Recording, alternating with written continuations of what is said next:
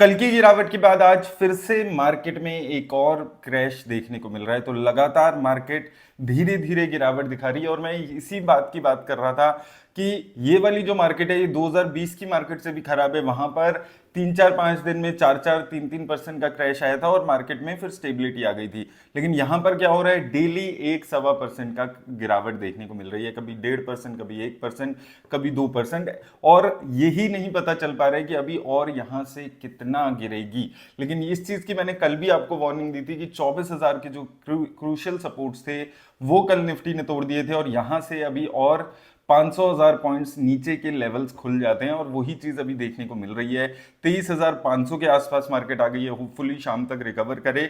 लेकिन अभी हुआ क्या है, कल से आज तक क्रूड ऑयल के प्राइसेस जो 80-85 के आसपास आ गए थे वो $100 को फिर से पार कर गए हैं। तो वॉलेटिलिटी देखने को मिल रही है क्रूड ऑयल के प्राइसेस में और उसका रिएक्शन मार्केट में आते हुए नजर आ रहा है। उसके साथ साथ एलपीजी की दिक्कतें, रियल दिक्कतें हैं जो कि कोई एक्सेप्ट नहीं कर रहा है। मैं कल भी 2-3 दिन से हम लोग बात कर रहे हैं कि सिलेंडर नहीं मिल रहे हैं लोगों को, वो एक चैलेंज आ रहा है और उसकी वजह से अभी धीरे धीरे आप स्विगी जोमेटो को देखेंगे, होटल्स को देखेंगे, वहां पर एक बड़ा क्रैश देखने को मिल रहा है। पेट्रोलियम सेक्टर की कंपनीज में क्रैशेस देखने को मिल रहे हैं, गैस सेक्टर की कंपनीज में क्रैशेस हैं, एफएमसीजी, डिफेंस, हर जगह इस वक्त आपको एक बड़े क्रैश देखने को मिल रहे हैं। आईटी सेक्टर हमारा पहले ही अच्छा नहीं कर रहा था, अब बैंकिंग सेक्टर भी वहां पर जुड़ गया और बैंकिंग सेक्टर की जो बड़ी बड़ी कंपनीज हैं वहां पर डेली 2-2.5% के कट्स देखने को मिल रहे हैं। ICICI bank, HDFC bank, Kotak Mahindra bank, ऐसी कंपनीज में भी गिरावट आ रही है। अभी सिर्फ एक अच्छा पॉजिटिव है कि रिलायंस इंडस्ट्रीज में अभी तक वो क्रैश नहीं आया है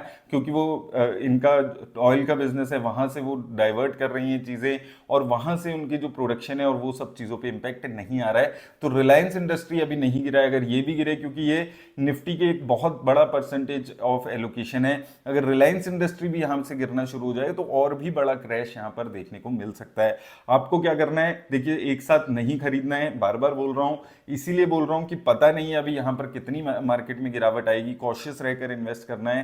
कल हमने बात की थी कि आपको थोड़ा थोड़ा करके ही इन्वेस्ट करना है और वही चीज आपको यहां पर फॉलो करनी है। अगर ये वॉर और ज्यादा लंबी चलती है, इवन अगर $80-85 पे भी क्रूड ऑयल स्टेबल होता है तो भी हमारे लिए बहुत बड़ा नेगेटिव है, क्योंकि नॉर्मली 50, 55, $60 इस रेंज में निफ्टी वो क्रूड ऑयल चल रहा था, जो कि अभी 80 तो नॉर्मल है अगर गिरावट आती है और अभी तो $100 को भी पार कर चुका है और उसके साथ फॉरेन इंस्टीट्यूशन साथ नहीं दे रहे हैं। तो ये सारी चीजें मिलकर गिरावट आ रही है। हमारी मार्केट पहले ही बहुत नेगेटिव में चल रही थी, बहुत ज्यादा कोई पॉजिटिविटी, बुल रन नहीं देखने को मिल रहा था और उस पे ये जो चीज हुई है इससे लगातार इन्वेस्टर्स का नुकसान होते हुए नजर आ रहा है। तो थोड़ा सा संभल कर रहिएगा, थोड़ा थोड़ा करके अगर इन्वेस्ट करने के बारे में सोच रहे हैं, थोड़ा थोड़ा करके ही इन्वेस्ट करिएगा। और अगर स्टॉक के भी हिसाब से इन्वेस्ट कर रहे हैं तो फंडामेंटली अच्छी कंपनीज में ही इस वक्त इन्वेस्ट करने के बारे में सोचिएगा। ये गलती मत करिएगा कि कोई स्टॉक 50, 60, 70% गिरा हुआ है, आपने उठाकर उसमें इन्वेस्ट कर दिया। हो सकता है इनमें से काफी सारे स्टॉक